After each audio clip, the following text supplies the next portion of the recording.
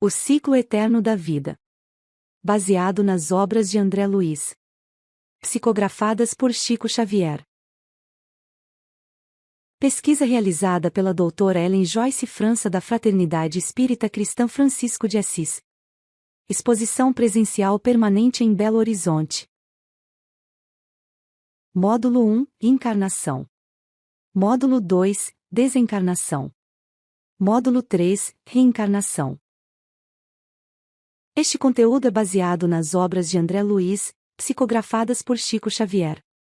Foram extraídas das obras os conteúdos sobre a encarnação, desencarnação e reencarnação. Leia atentamente e estude estas obras para saber mais sobre o ciclo da vida. André Luiz precisou cerrar a cortina sobre si mesmo.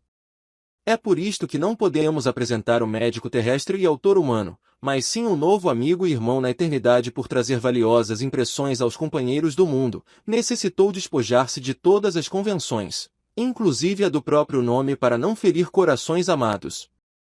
Ele vem contar a você, leitor amigo, que a maior surpresa da morte carnal é a de nos colocar face a face com a própria consciência. Emmanuel. Prefácio do livro Nosso Lar.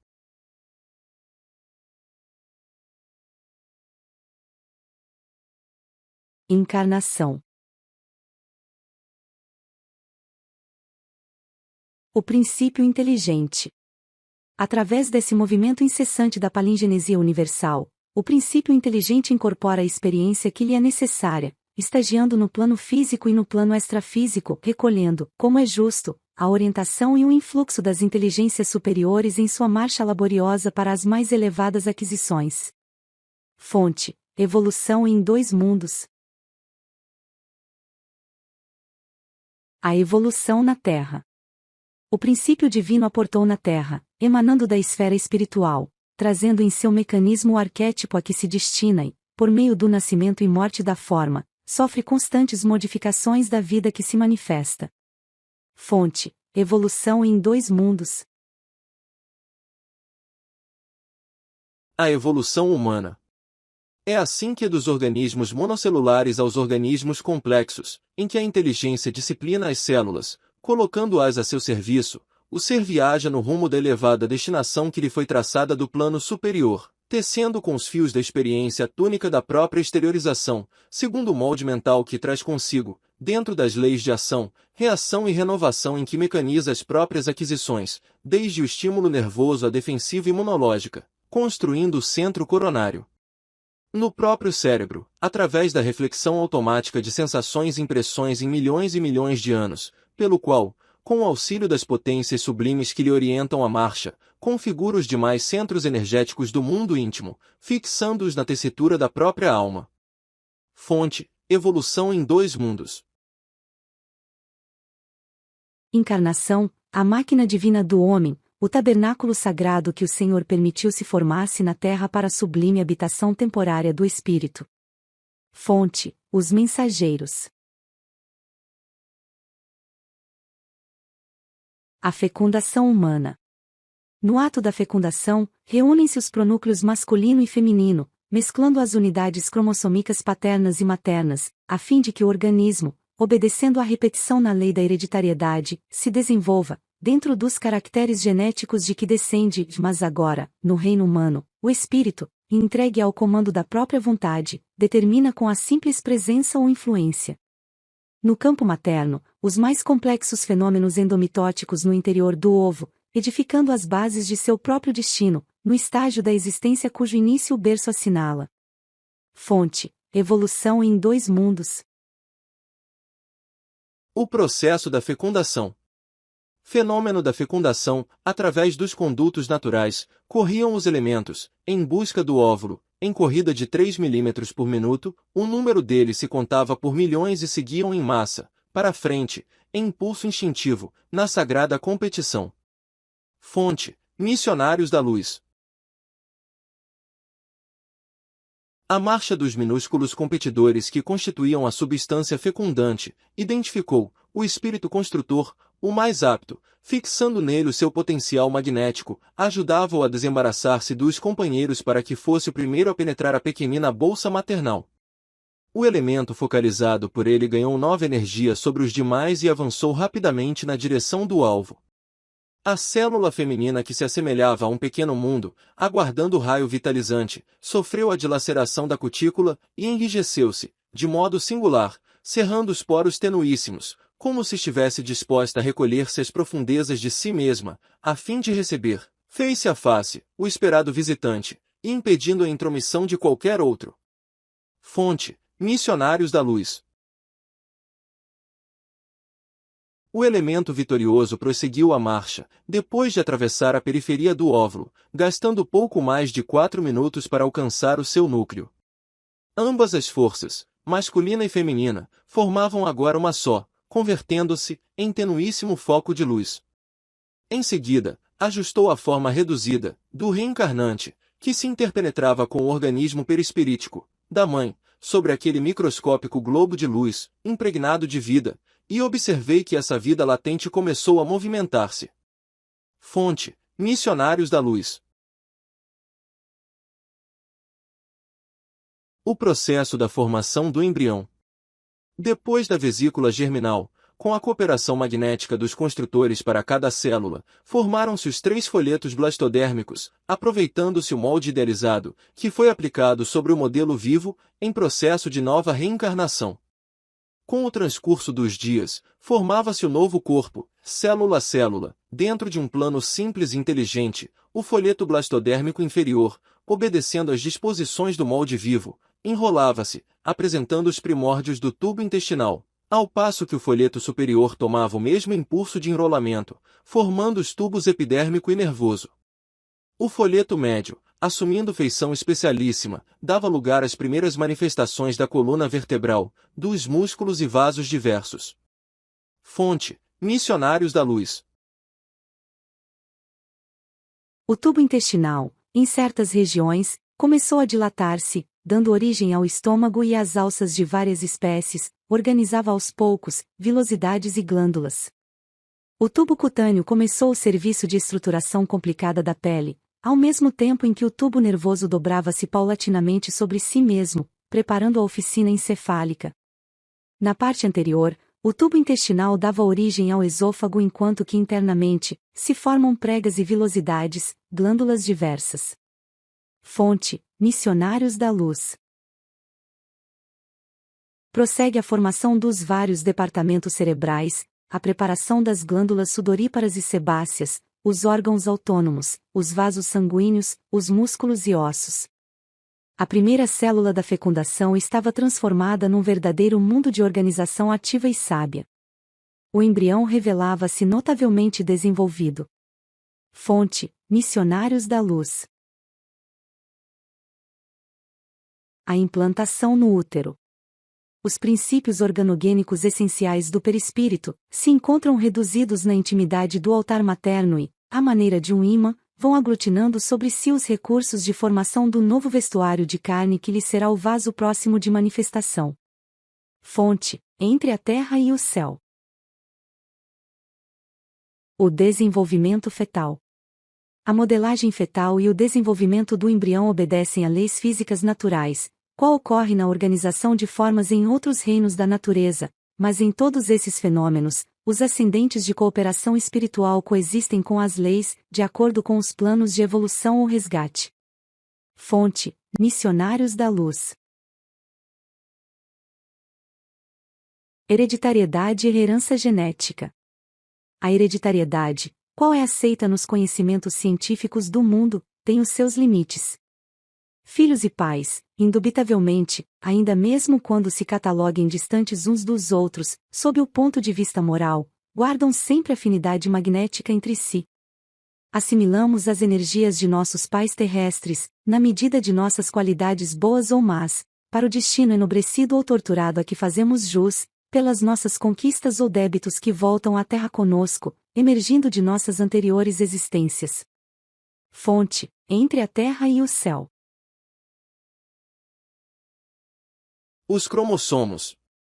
Os cromossomos, estruturados em grânulos infinitesimais de natureza fisiopsicossomática, partilham do corpo físico pelo núcleo da célula em que se mantém e do corpo espiritual pelo citoplasma em que se implantam, são constituídos pelos elementos chamados genes, o que lhes dá a característica de imortalidade nas células que se renovam transmitindo às sucessoras as suas particulares disposições, por intermédio do qual se conservam e se exprimem na memória das gerações, para guardarem o princípio sutil e quase imponderável da geração. A epífise é a fonte fundamental. Os cromossomos da bolsa seminal não lhe escapam à influenciação absoluta e determinada. Fonte: evolução em dois mundos. O corpo do homem nasceu das formas primárias da natureza, o corpo espiritual foi iniciado também nos princípios rudimentares da inteligência. Fonte: entre a terra e o céu. O corpo físico é mantido pelo corpo espiritual a cujos moldes se ajusta e, desse modo, a influência sobre o organismo sutil é decisiva para o envoltório de carne em que a mente se manifesta. Fonte: entre a terra e o céu. A enfermidade, como desarmonia espiritual, sobrevive no perispírito e as moléstias persistem nas esferas torturadas da alma, conduzindo-nos ao reajuste. A dor é o grande e abençoado remédio. Reeduca-nos a atividade mental, reestruturando os fulcros anímicos de nossa inteligência, para desenvolver-se na jornada para a vida eterna. Fonte: entre a terra e o céu. Sistema endócrino. A glândula pineal, a epífise, é a glândula da vida mental. Ela acorda no organismo do homem na puberdade, as forças criadoras. E em seguida continua a funcionar, como o mais avançado laboratório de elementos psíquicos da criatura terrestre. Fonte: Missionários da Luz. O sistema respiratório. A hematose no corpo físico, pela qual o intercâmbio gasoso se efetua com segurança através dos alvéolos, nos quais os gases se transferem do meio exterior para o meio interno e vice-versa.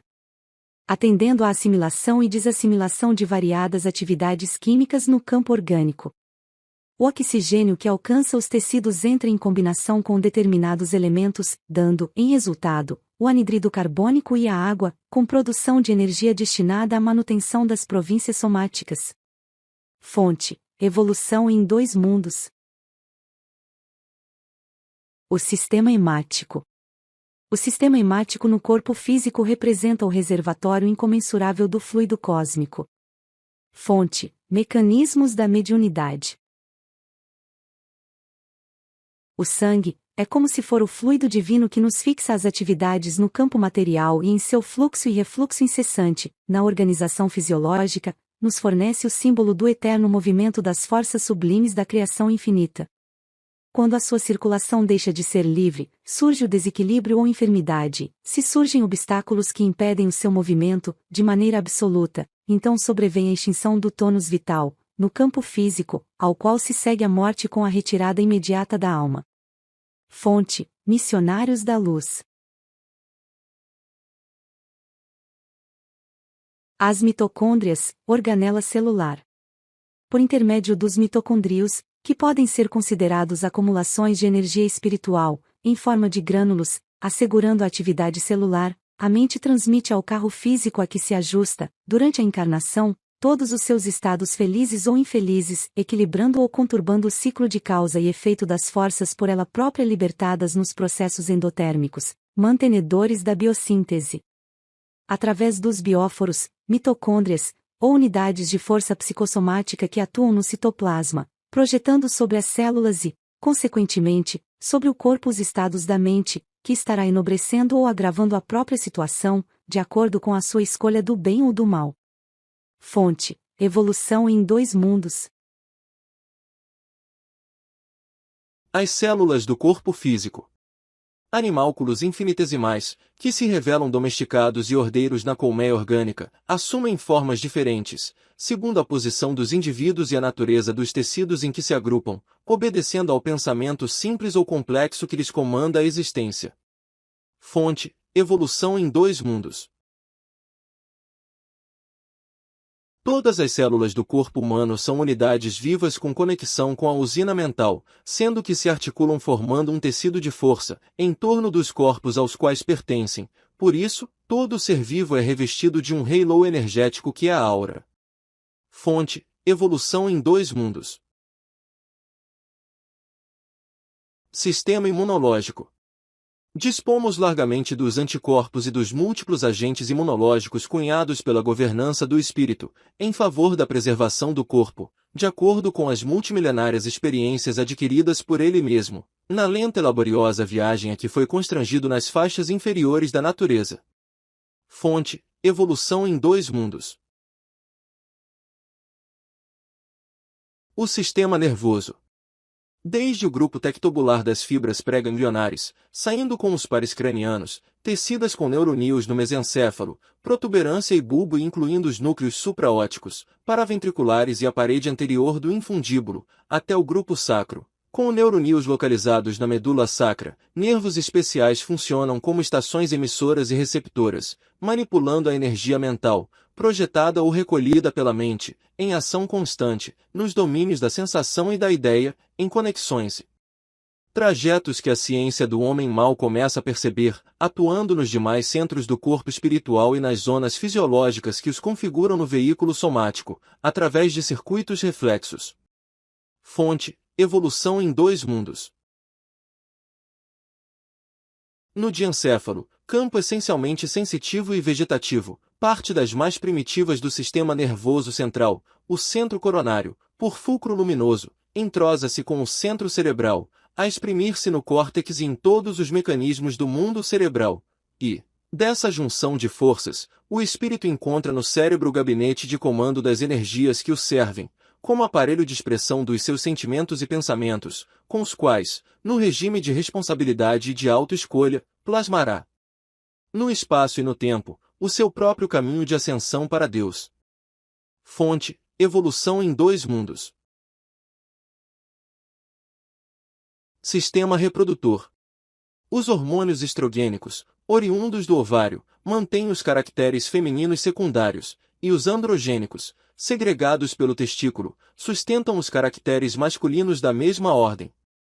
Produzem ações estimulantes e inibitórias, todavia, como atendem necessariamente a impulsos e determinações da mente, por intermédio do corpo espiritual, incentivam o desenvolvimento ou a maneira de proceder da espécie, mas não os origina.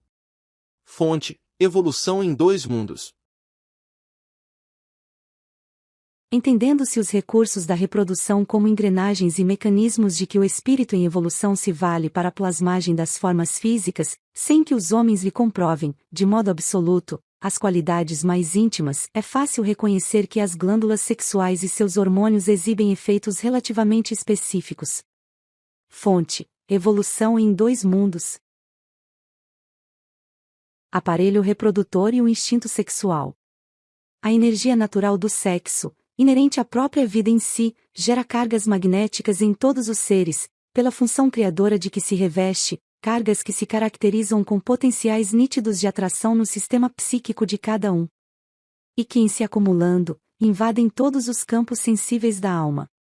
Quanto mais se integra a alma no plano da responsabilidade moral para com a vida, mais apreende o impositivo da disciplina própria, a fim de estabelecer, com o dom de amar que lhe é intrínseco, novos programas de trabalho que lhe facultem acesso aos planos superiores.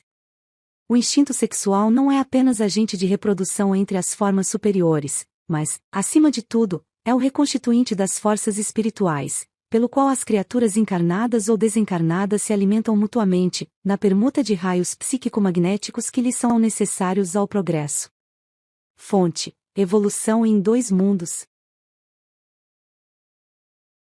Os centros de força. O nosso corpo de matéria rarefeita está intimamente regido por 7 centros de força, que se conjugam nas ramificações dos plexos e que, vibrando em sintonia uns com os outros, ao influxo do poder diretriz da mente, estabelecem, para nosso uso, um veículo de células elétricas, que podemos definir como sendo um campo eletromagnético, no qual o pensamento vibra em circuito fechado. Nossa posição mental determina o peso específico do nosso envoltório espiritual e, consequentemente, o habitat que lhe compete. Fonte: entre a terra e o céu. Cada centro de força exige absoluta harmonia, perante as leis divinas que nos regem, a fim de que possamos ascender no rumo do perfeito equilíbrio. Fonte, entre a terra e o céu. O centro coronário. O centro coronário é o mais significativo em razão do seu alto potencial de radiações, de vez que nele assenta a ligação com a mente, fulgurante sede da consciência. Esse centro recebe em primeiro lugar os estímulos do espírito, comandando os demais, vibrando todavia com eles em justo regime de interdependência. Considerando em nossa exposição os fenômenos do corpo físico, e satisfazendo aos impositivos de simplicidade em nossas definições, devemos dizer que dele emanam as energias de sustentação do sistema nervoso e suas subdivisões, sendo o responsável pela alimentação das células do pensamento e o provedor de todos os recursos eletromagnéticos indispensáveis à estabilidade orgânica. É, por isso, o grande assimilador das energias solares e dos raios da espiritualidade superior capazes de favorecer a sublimação da alma. Fonte, entre a terra e o céu. O centro cerebral. O centro cerebral, contíguo ao centro coronário, que ordena as percepções de variada espécie, percepções essas que, na vestimenta carnal, constituem a visão, a audição, o tato e a vasta rede de processos da inteligência que dizem respeito à palavra, à cultura, à arte, ao saber. É no centro cerebral que possuímos o comando do núcleo endocrínico, referente aos poderes psíquicos. O centro laríngeo. O centro laríngeo preside aos fenômenos vocais, inclusive às atividades do timo, da tireoide e das paratireoides. O centro cardíaco. O centro cardíaco sustenta os serviços da emoção e do equilíbrio geral. O centro esplênico. O centro esplênico que, no corpo denso, está sediado no baço, regulando a distribuição e a circulação adequada dos recursos vitais em todos os escaninhos do veículo de que nos servimos. O centro gástrico. O centro gástrico, que se responsabiliza pela penetração de alimentos e fluidos em nossa organização. O centro genésico. O centro genésico, em que se localiza o santuário do sexo, como templo modelador de formas e estímulos. São os centros vitais, os centros energéticos sob a direção da alma que imprimem às células as suas especializações. Estas células que o homem encarnado possui em seu corpo denso, têm equivalência no corpo espiritual. Elas obedecem às ordens do espírito, diferenciando e adaptando-se às condições por eles criadas, procedem do elemento primitivo desde os primórdios da criação. Estas células diferenciadas em nosso corpo possuem funções exclusivas, para multiplicarem no trabalho específico que nosso espírito lhes traça. Fonte, evolução em dois mundos. Espírito, perispírito e corpo. Perispírito.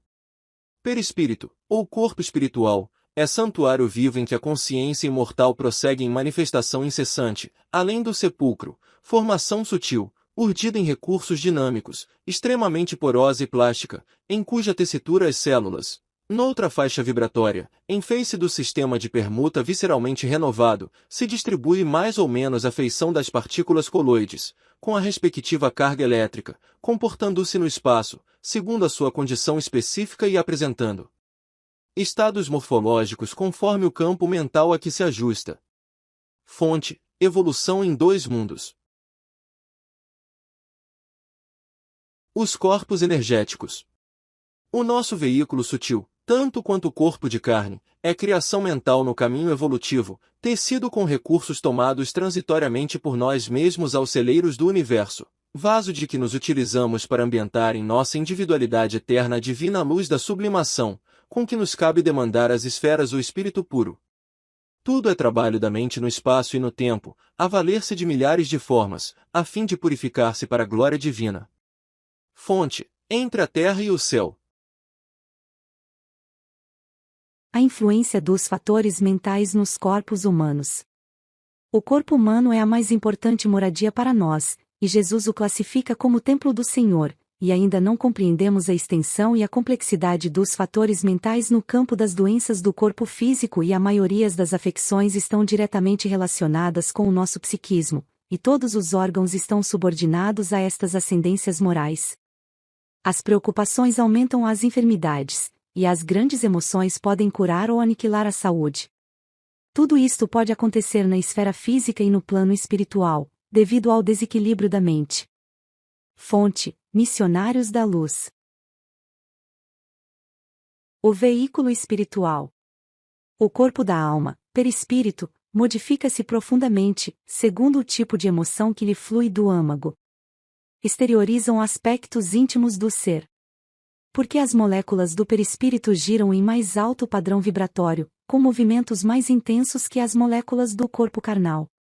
Fonte: Entre a Terra e o Céu. O cérebro. Em todos os ângulos do cérebro, esse microcosmo prodigioso, células especiais permanecem sob o controle do espírito, assimilando-lhe os desejos e executando-lhe as ordens no automatismo que a evolução lhe confere. Fonte: Evolução em dois mundos. O cérebro humano. O cérebro real é aparelho dos mais complexos, em que o nosso eu reflete a vida.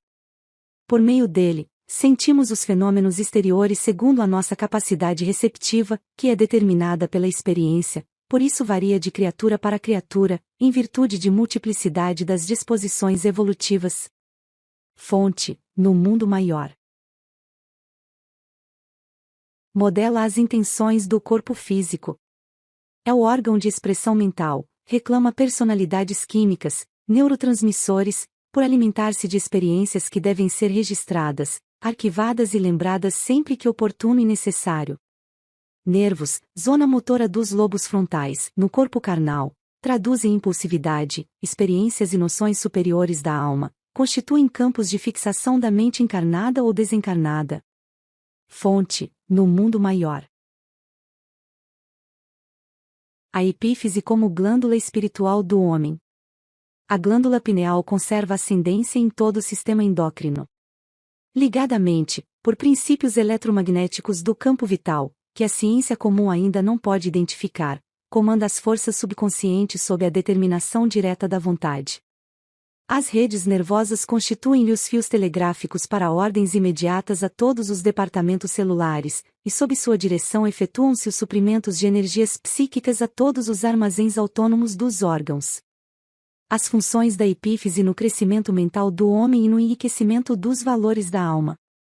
Pode ser comparada à poderosa usina, que deve ser aproveitada e controlada, no serviço de iluminação, refinamento e benefício da personalidade, e não relaxada em gasto excessivo do suprimento psíquico, nas emoções de baixa classe. Fonte: Missionários da Luz.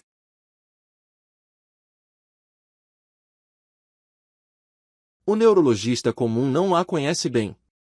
O psiquiatra devassar-lhe-á, mais tarde, os segredos. Os psicólogos vulgares ignoram-na. No período do desenvolvimento infantil, fase de reajustamento desse centro importante do corpo perispiritual pré-existente, a epífise parece constituir o freio às manifestações do sexo. Aos 14 anos aproximadamente, recomeça a funcionar no homem encarnado. A glândula pineal reajusta-se ao concerto orgânico e reabre seus mundos maravilhosos de sensações e impressões na esfera emocional. Entrega-se à criatura a recaptação da sexualidade, examina inventário de suas paixões vividas em outra época, que reaparece sob fortes impulsos. Ela preside aos fenômenos nervosos da emotividade, como órgão de elevada expressão no corpo etéreo. Fonte: Missionários da Luz. Desata de certo modo, os laços divinos da natureza, os quais liga as existências umas às outras, na sequência de lutas, pelo aprimoramento da alma, e deixa entrever a grandeza das faculdades criadoras de que a criatura se acha investida. As glândulas genitais são demasiadamente mecânicas, para guardarem os princípios sutis. Acham-se absolutamente controladas pelo potencial magnético de que a epífise é a fonte fundamental. As glândulas genitais segregam os hormônios de sexo, mas a glândula pineal segrega hormônios psíquicos ou unidades forças que vão atuar nas energias geradoras. Os cromossomos da bolsa seminal não lhe escapam à influenciação absoluta e determinada. Fonte: Missionários da Luz. A casa mental. O cérebro do homem encarnado e do homem desencarnado é o órgão de manifestação da atividade espiritual. Fonte, no mundo maior. A casa mental ou níveis mentais. Num deles moram o hábito e o automatismo, no outro residem o esforço e a vontade, e no último demoram o ideal e a meta superior a ser alcançada. Distribuímos deste modo, nos 3 andares, o subconsciente, o consciente e o superconsciente. Como vemos, possuímos em nós mesmos o passado, o presente e o futuro. Fonte, no mundo maior. A casa mental, o castelo interior. Toda a província cerebral se dividia em 3 regiões distintas. Tomemo-lo como se fora um castelo de 3 andares. No primeiro situamos a residência de nossos impulsos automáticos, simbolizando o sumário vivo dos serviços realizados. No segundo localizarmos o domicílio das conquistas atuais, onde se ergue e se consolidam as qualidades nobres que edificamos. No terceiro temos a casa das noções superiores, indicando as eminências que nos cumpre atingir. Fonte, no mundo maior. O cérebro e os neuronídeos demonstrando formação especialíssima, porquanto reproduz mais profundamente a tessitura das células psicossomáticas. O neurônio é toda uma usina microscópica, constituindo-se de um corpo celular com prolongamentos, apresentando um núcleo escassa cromatina e um nucleolo. Fonte, evolução em 2 mundos. Desencarnação. Eclesiastes 12. Lembra-te também do teu Criador nos dias da tua mocidade, antes que venham os maus dias, e cheguem os anos dos quais venhas a dizer, não tenho neles contentamento. Antes que se escureçam o sol, e a luz, e a lua, e as estrelas, e tornem a vir as nuvens depois da chuva. No dia em que tremerem os guardas da casa, e se encurvarem os homens fortes, e cessarem os moedores, por já serem poucos, e se escurecerem os que olham pelas janelas. E as portas da rua se fecharem por causa do baixo ruído da moedura, e se levantar a voz das aves, e todas as filhas da música se abaterem. Como também quando temerem o que é alto, e houver espantos no caminho, e florescer a amendoeira, e o gafanhoto for um peso, e perecer o apetite, porque o homem se vai à sua casa eterna, e os pranteadores andarão rodeando pela praça. Antes que se rompa o cordão de prata, e se quebre o copo de ouro, e se despedace o cântaro junto à fonte, e se quebre a roda junto ao poço. E o pó volte à terra, como era, e o espírito volte a Deus, que o deu. Vaidade de vaidades, diz o pregador, tudo é vaidade. E, quanto mais sábio foi o pregador, tanto mais ensinou ao povo sabedoria, e atentando, e esquadrinhando, compôs muitos provérbios. O processo de desencarnação. Há 3 regiões orgânicas fundamentais que demandam extremo cuidado nos serviços de liberação da alma: o centro vegetativo, ligado ao ventre como sede das manifestações fisiológicas; o centro emocional, zona dos sentimentos e desejos, sediados no tórax; e o centro mental, mais importante por excelência, situado no cérebro. Fonte, e a vida continua. As etapas do processo de desencarnação. De mãos coladas à fronte do enfermo, iniciou o serviço complexo e silencioso de magnetização. Em primeiro lugar, insensibilizou inteiramente o nervo vago, para facilitar o desligamento das vísceras. A seguir, utilizando passes longitudinais, isolou todo o sistema nervoso simpático, neutralizando, mais tarde, as fibras inibidoras no cérebro. Começou a operar sobre o plexo solar, desatando laços que localizavam forças físicas. Certa porção de substância leitosa extravasava no umbigo, pairando em torno. Esticaram-se os membros inferiores, com sintomas de esfriamento. Fonte, obreiros da vida eterna. Com passes concentrados sobre o tórax, relaxou os elos que mantinham a coesão celular no centro emotivo, operando sobre determinado ponto do coração, que passou a funcionar como bomba mecânica, desreguladamente. Nova cota de substância desprendia-se do epigástrio, parte média superior da parede abdominal, que corresponde ao estômago, e ao lobo esquerdo do fígado, à garganta, e todos os músculos trabalhavam fortemente contra a partida da alma, opondo-se à libertação das forças motrizes. Fonte, obreiros da vida eterna. volveu a interferir no cérebro. Era a última etapa. Concentrando todo o seu potencial de energia na fossa romboidal, depressão em forma de losango existente no assoalho do quarto ventrículo cerebral. Quebrou alguma coisa.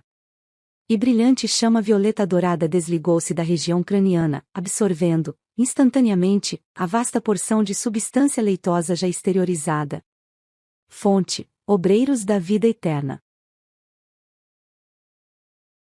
A chama transformou-se em maravilhosa cabeça, em tudo idêntica à do desencarnado, constituindo-se, após ela, todo o corpo perispiritual, membro a membro, traço a traço. E à medida que o novo organismo ressurgia a luz violeta dourada, fulgurante no cérebro, empalidecia gradualmente, até desaparecer de todo, como se representasse o conjunto de princípios superiores da personalidade, momentaneamente recolhidos a um único ponto, espraiando-se em seguida, por todos os escaninhos do desencarnado. Fazia agora o esforço do convalescente ao organismo perispirítico, assegurando desse modo, a coesão dos diferentes átomos das novas dimensões vibratórias. O desencarnado elevou-se alguns palmos acima do cadáver, apenas ligado ao corpo por leve cordão prateado, semelhante a sutil elástico, entre o cérebro de matéria densa abandonado, e o cérebro de matéria rarefeita do organismo liberto. Fonte: Obreiros da Vida Eterna. O corpo liberto tinha agora o corpo espiritual mais aperfeiçoado, mais concreto. Por intermédio do cordão fluídico, de cérebro morto a cérebro vivo, o desencarnado absorvia os princípios vitais restantes do campo fisiológico. Em seguida cortou o liame final. O organismo perispirítico recebia as últimas forças do corpo inanimado, este por sua vez, absorvia também algo de energia do outro. O apêndice prateado era a verdadeira artéria fluídica, sustentando o fluxo e o refluxo dos princípios vitais em readaptação. Retirada a derradeira via de intercâmbio, o cadáver mostra sinais de decomposição. Fonte: Obreiros da Vida Eterna. Desencarnação, modificações no corpo físico.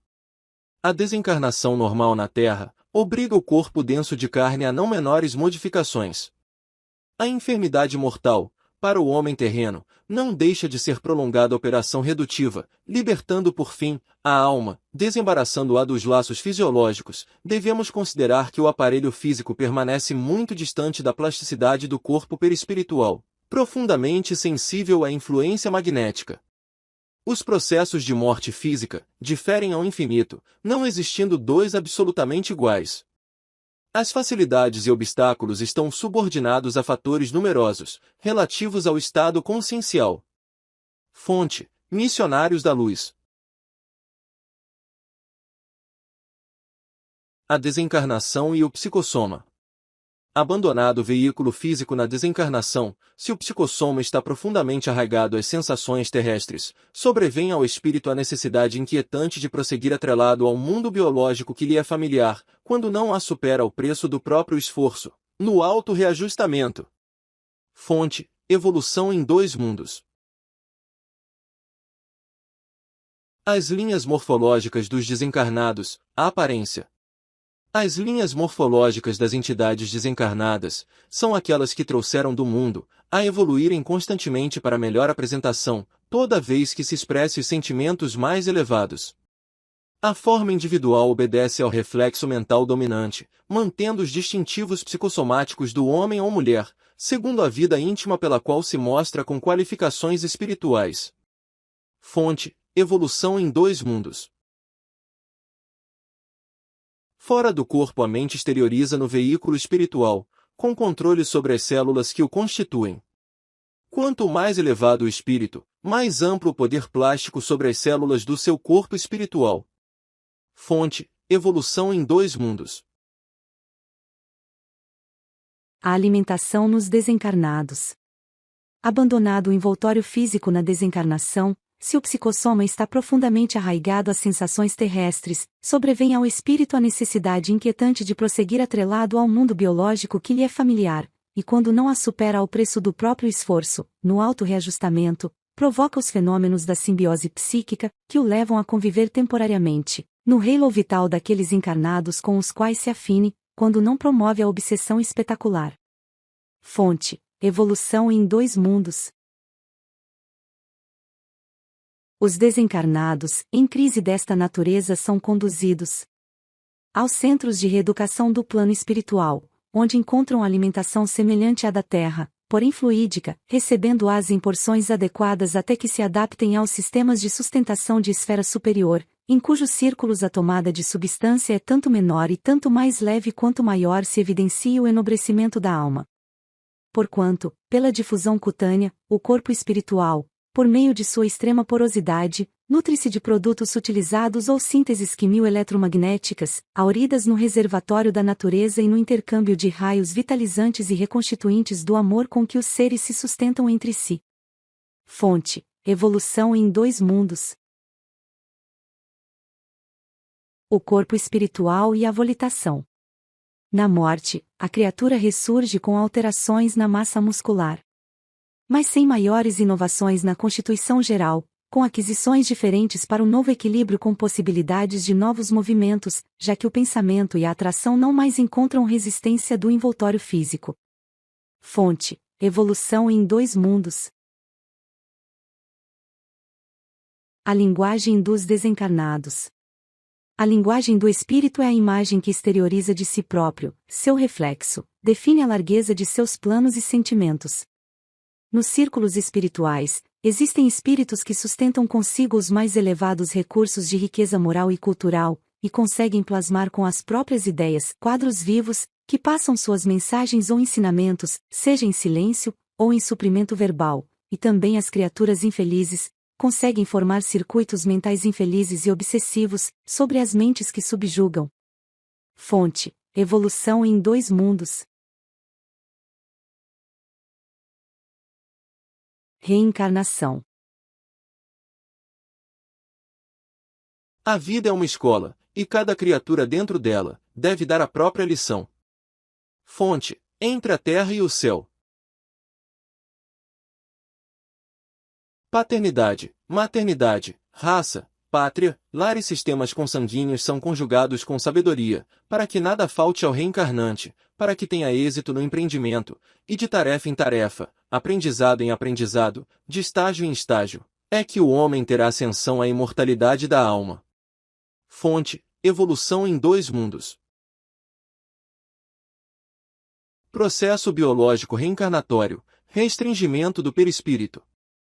Reencarnação e, tanto quanto na desencarnação, é um choque biológico dos mais apreciáveis. Unidos à matriz geradora do santuário materno, em busca de nova forma, o perispírito sofre a influência de fortes correntes eletromagnéticas, que lhe impõem a redução automática. Constituído à base de princípios químicos semelhantes, em suas propriedades, ao hidrogênio, a se expressarem por meio de moléculas significativamente distantes umas das outras. Quando ligado ao centro genésico feminino experimenta expressiva contração à maneira do indumento de carne sob carga elétrica de elevado poder. Fonte: entre a terra e o céu. Observa-se então a redução volumétrica do veículo sutil pela diminuição dos espaços intermoleculares. Toda a matéria que não serve ao trabalho fundamental de refundição da forma é devolvida ao plano etéreo, oferecendo ao nosso perispírito esse aspecto de desgaste ou maior fluidez. Fonte: entre a terra e o céu. Preparação reencarnatória. Institutos de escultura anatômica funcionam, no plano espiritual, brunindo formas diversas, de modo a orientar os mapas ou prefigurações do serviço que aos reencarnantes competirá mais tarde atender. Corpos, membros, órgãos, fibras e células, são aí esboçados e estudados, antes que se definam os primórdios da rematerialização terrestre. Reencarnação permanece sob os auspícios de autoridades e servidores da justiça espiritual que administra recursos a cada aprendiz da sublimação, de acordo com as obras edificantes que lhe constem do currículo da existência. Fonte: evolução em dois mundos. Planejamento biológico reencarnatório. A recapitulação evolutiva.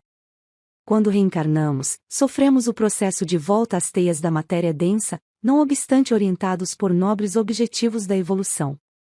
E por isso que, conduzidos à reconstituição orgânica, revivemos nos primeiros tempos da organização fetal todo o nosso pretérito biológico. Fonte, entre a terra e o céu.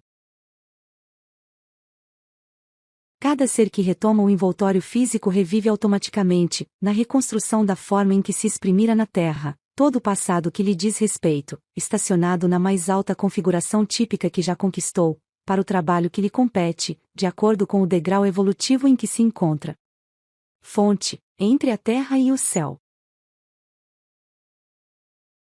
O processo reencarnatório nos espíritos superiores. Cada entidade reencarnante apresenta particularidades na recorporificação. Espíritos superiores entram em ligação sutil com a mente materna, podendo plasmar sozinhos ou com auxílio, o corpo em que vão viver, interferindo nos cromossomas, para que se adequem às tarefas que vão desempenhar. Fonte: Evolução em Dois Mundos. A reencarnação significa recomeço nos processos de evolução ou de retificação. Recomeço significa recapitulação ou volta ao princípio. Em seu desenvolvimento embrionário, o futuro corpo do homem não pode ser distinto da formação do réptil ou do pássaro. O que opera a diferenciação da forma e o valor evolutivo, contido no molde perispirítico do ser que toma os fluidos da carne. Assim, pois ao regressar à esfera mais densa, é indispensável recapitular todas as experiências vividas no longo drama de nosso aperfeiçoamento. Fonte: Missionários da Luz. O processo reencarnatório nos espíritos inferiores. Espíritos inferiores entram em simbiose fluídica com a futura mãe, experimentando o definhamento do corpo espiritual, num fenômeno de ovoidização, sendo atraídos ao útero materno, em moldes inteiramente dependentes da hereditariedade. Fonte: Evolução em Dois Mundos. Planejamento reencarnatório. Na esfera carnal, a providência divina nos sela a memória, no favor do renascimento, envolvendo-nos com o sopro renovador de abençoada esperança. Fonte: Entre a terra e o céu. Grande percentagem de reencarnações na crosta se processa em moldes padronizados para todos, no campo de manifestações puramente evolutivas, mas outra percentagem não obedece ao mesmo programa. Elevando-se a alma em cultura e conhecimento e consequentemente em responsabilidade, o processo reencarnacionista individual e mais complexo, fugindo à expressão geral. Se tivéssemos grandes virtudes e belas realizações, não precisaríamos recapitular as lições já vividas na carne. E se apenas possuímos chagas e desvios para rememorar, abençoemos o ouvido que o Senhor nos concede em caráter temporário. Fonte: Entre a terra e o céu. A reencarnação não é mero princípio regenerativo, apoia a evolução natural. Fonte: Evolução em Dois Mundos. Modelos anatômicos usados para o planejamento reencarnatório. Em luminosos pedestais, descansavam duas maravilhas da estatuária, a figura delicada de um corpo masculino e outro modelo feminino, singularmente belos pela perfeição anatômica, não somente da forma em si, mas também de todos os órgãos e as mais diversas glândulas. Por meio de disposições elétricas, ambas as figuras palpitavam de vida e calor, exibindo eflúvios luminosos, quais os homens e mulheres mais envolvidos na esfera carnal. O modelo estruturado em substância luminosa, constituía a mais primorosa obra anatômica. Fonte: Missionários da Luz. Perfeição de minudências fisiológicas. Toda a musculatura estava, ali, formada de fibras radiosas. Desde o frontal ao ligamento anular do tarso, viam-se fios de luz simbolizando as regiões diversas da musculatura em geral. Determinadas fibras, todavia, como as que se localizavam na zona orbicular das pálpebras, no triangular dos lábios, no grande peitoral, no pectíneo, nas eminências tênar e hipotênar até o extensor dos dedos, eram mais brilhantes. Identificando as disposições maravilhosas das figuras representativas da circulação linfática e sanguínea. Fonte: Missionários da Luz. Os órgãos estavam todos ali. Os vasos para o sangue venoso apresentavam-se em luz acinzentada, ao passo que as regiões do sangue arterial figuravam-se em cor encarnada.